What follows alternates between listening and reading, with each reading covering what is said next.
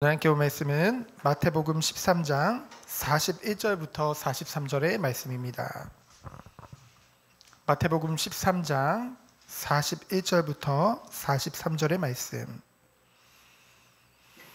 우리 다 같이 합독하도록 하겠습니다. 인자가 그 천사들을 보내리니 그들이 그 나라에서 모든 넘어지게 하는 것과 또 불법을 행하는 자들을 가두어 내어 풀무불에 던져 넣으리니 거기서 울며 이를 갈게 되리라. 그때 의인들은 자기 아버지 나라에서 해와 같이 빛나리라.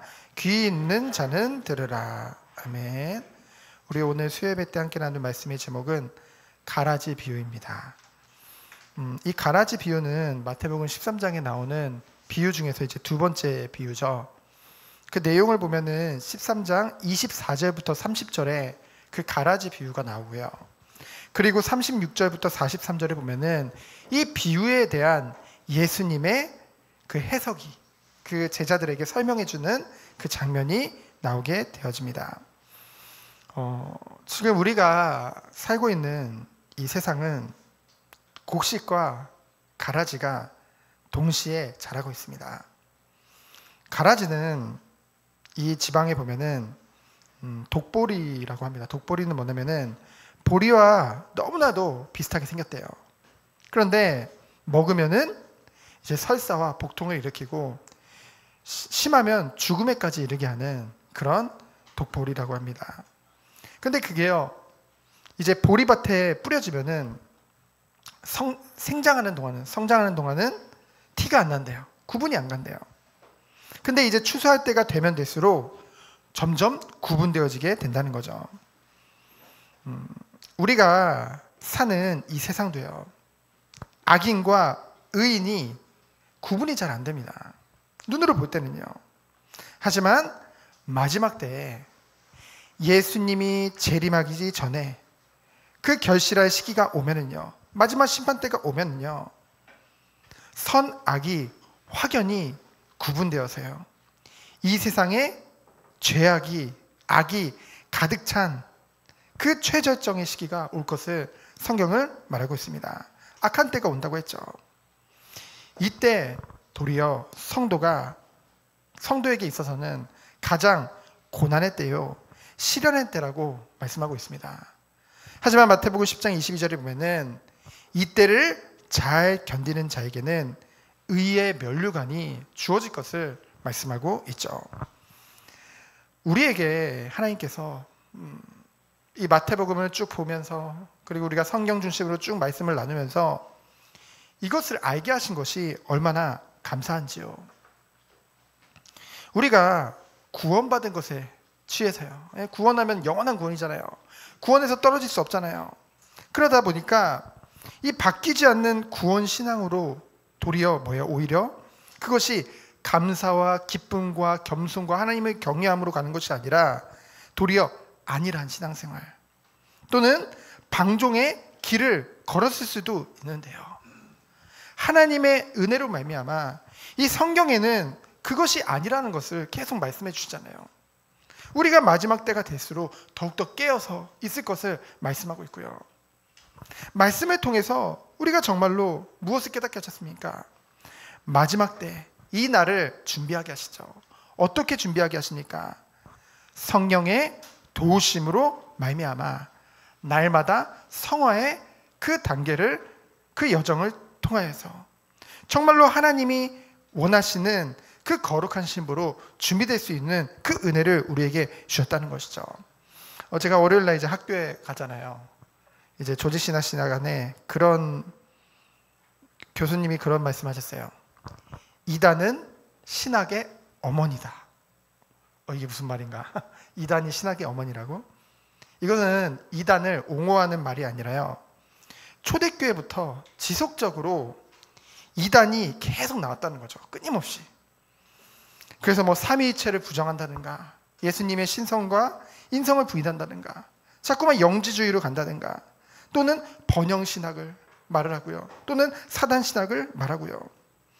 결국은요, 이러한 것들을 위해서 이 성도들을, 이 교회를 보호하기 위해서요, 교부들과 신학자들이 모여서 갖가지 공의회를 거쳐서 지금 우리가 알고 있는 많은 교리들과 신학을 정립했다는 거죠. 그러니 도리어 이단들의 등장으로 인해서 오히려 교리와 신학적으로 정리가 되어지는 그런 게 있다 보니까 저희도 지금 쉽게, 평신도들도 쉽게 뭐 기독교 서점에 가면은, 기독교 서점 꼭 안 가도 일반 서점에 가도 뭐 평신도들이 읽기 쉬운 뭐 신학, 뭐 조직신학 이런 많은 책들이 있잖아요. 그런 것들을 통해서 우리가 바르게 성경을 볼 수 있는 그런 것들이 이제 열린다는 거죠. 기준이 생긴다는 거죠.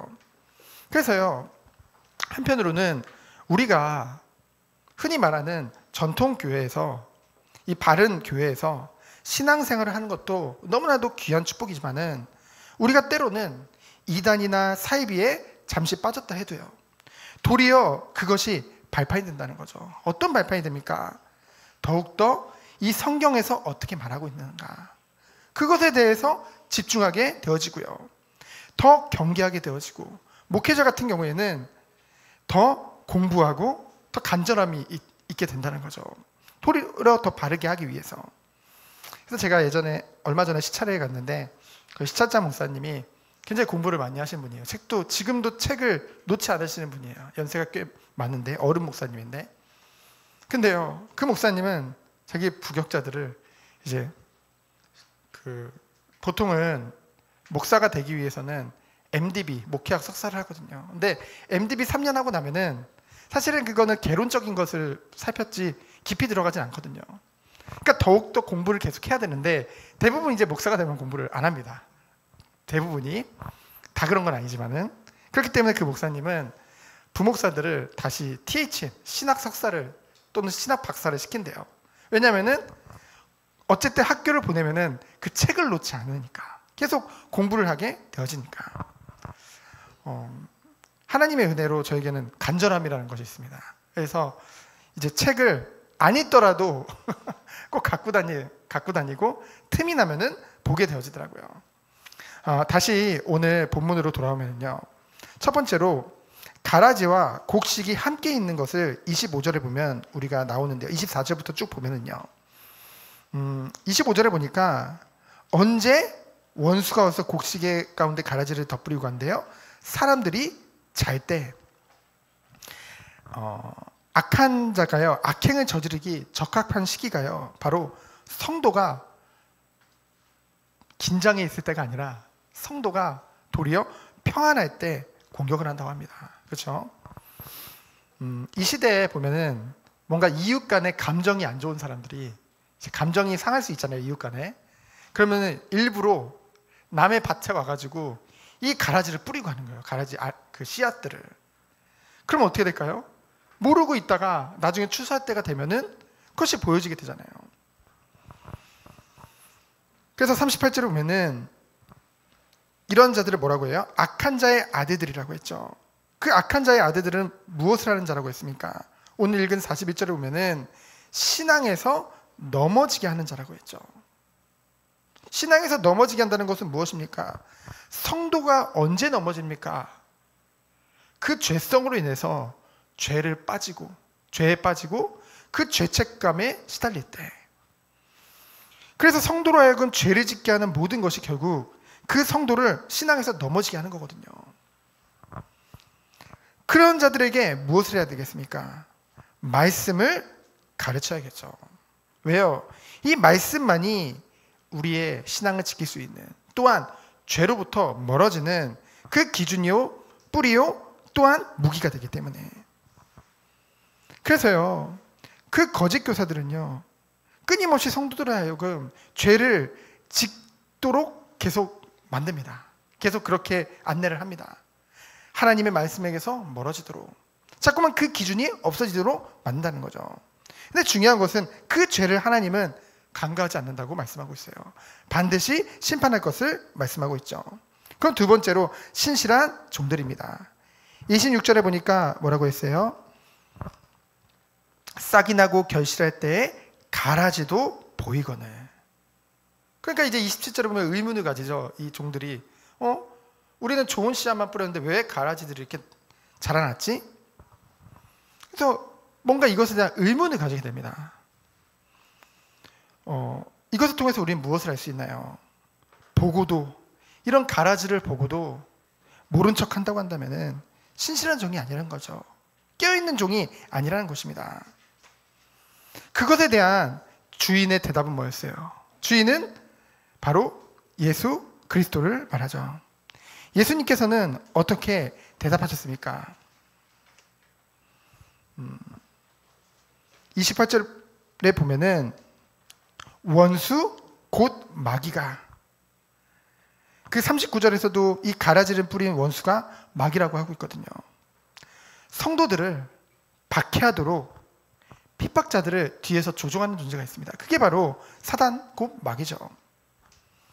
그러면은 이러한 것들을 봤을 때 어떻게 합니까? 이 신실한 종들은 어떻게 해요? 우리가 가서 이것을 뽑기 원하시나이까? 예수님께 묻죠. 사실 곡식이 어느 정도 자란 상태에서는요, 이 잡초, 이 가라지를 뽑는 것은 사실상 불가능한 일이라고 합니다. 왜냐하면은 그것을 뽑다가 옆에 그 가라지는 뿌리가 더 질기 돼요. 그리고 더 막 강화돼요. 끈질기 돼요. 그러다 보니까 이 가라지를 뽑으면은 옆에 곡식들도 같이 뽑혀 나오게 된다고 합니다. 그러니까 너무 어렵죠. 그럼에도 불구하고 우리가 가서 이것을 뽑기를 원하시나이까 묻죠. 만약에 허락하신다면 가서 당장 뽑겠다는 거예요. 사실 매우 어려운 일이지만은 이 신실한 종들은 열심을 가지게 되어진다는 거죠. 그 곡식과 가라지를 구분코자 하는, 자기 어려움을 생각하지 않는 거예요. 그래서요, 신실한 주의 종들은 교회의 정결을 위한 열망을 가질 수밖에 없다는 것이죠. 하지만 성경에 보면은 이 권징이잖아요. 결국 이 교회 안에서 이런 것을 가리는 게, 이 권징에 대해서 아주 신중할 것을 말하고 있습니다. 왜냐하면은 그것이 큰 위험 또한 가지고 있기 때문에. 그래서 오늘 예수님의 대답이 이제 마지막 세 번째에 나오게 됩니다. 주인 곧 예수님의 대답입니다. 예수님께서는 뭐라고 말씀하셨어요? 29절에 보니까 주인이 이르되 가만두라, 가라지를 뽑다가 곡식까지 뽑을까 염려하노라.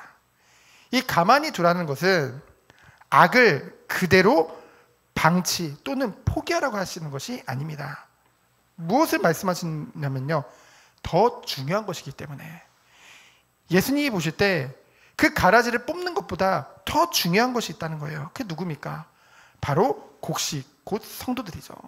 성도들을 보호하는 것, 그 교회를 보호하는 것이 하나님께는 더 중요하다는 것입니다. 그렇기 때문에 뭐래요? 하나님의 정하신 때를 기다리라는 거죠. 제가 이번에 기독교 TV 뉴스를 보거든요. 얼마 전에도 며칠 전에 보는데, 며칠 전이 아니라 어제 이렇게 매일 나오니까 CTS 뉴스가. 근데 이제 어떤 기사 내용이 있었냐면요, 뉴스 내용이 지금 뭐 JMS나 뭐 허경영이나 뭐 신천지나 이런 사이비들로부터 이제 끊임없는 가스라이팅으로 인해서 여러 가지 금전적 또는 이런 성적 착취를 당한다거나 이런 일들이 너무나 많이 일어나는 거예요. 그러다 보니까 그 피해자들이 모여가지고 이 정부에다가 청원을 한 겁니다. 뭐냐면은 이 사이비 종교단체들, 여러분 이단과 사이비의 차이는 뭐예요? 이단은 이제 신학적인 문제가 있는 거고, 사이비는 신학적인 문제를 넘어서서 이제 사회적인 문제를 일으키면 사이비가 되는 거거든요.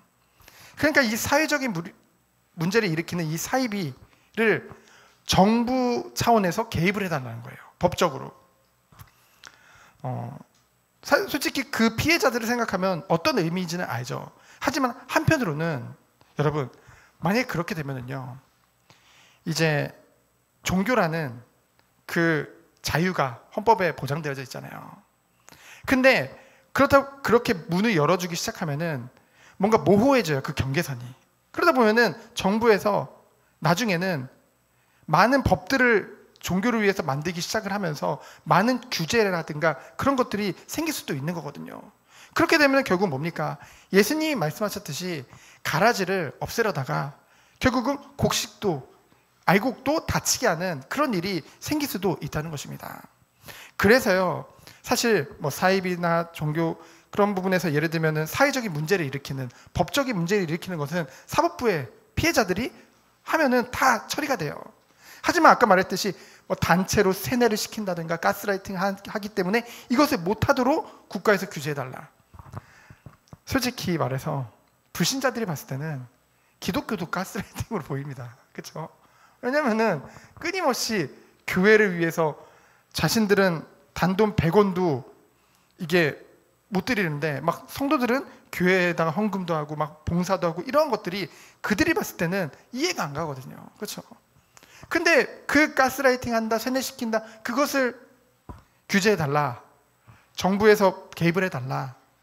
그럼 결국은 아까 말했듯이 이런 일들이 벌어질 수 있다는 것이죠. 그래서 예수님은 하나님의 정하신 때를 기다리라고 말씀하신 것입니다. 왜요? 더 중요한 것이 있기 때문에. 그래서요, 누굽니까? 너무나도 하나님이 너무나도 귀하게 여기는 성도. 우리가 이번 주 고난주간 주일 강단 말씀과 같이 정말로 우리에게 베푸신 그 사랑과 그 은혜가 얼마나 큽니까?